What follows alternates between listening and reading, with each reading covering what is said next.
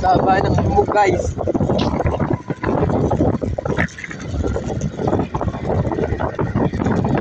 Sa kaldong.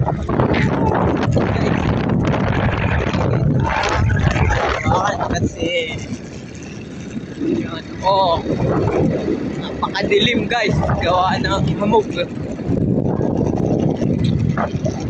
Ito nga pala kami guys sa kaldong. Yan guys,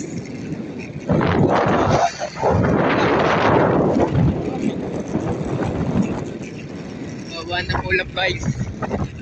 Nagpo-voice na yung cellphone ko guys, nagpo-voice.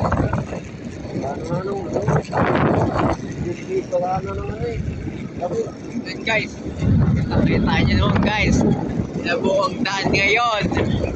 Gawa ng hamog guys, or ulap. Yan guys, ang labig na simi ng hangin dito sa kasubuangan ng. Yan guys, yan.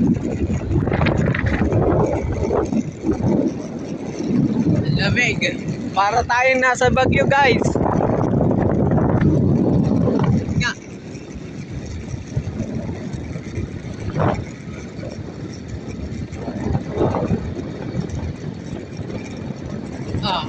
Lamig guys.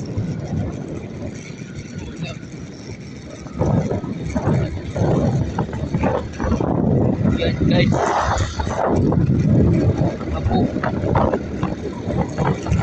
Paldo.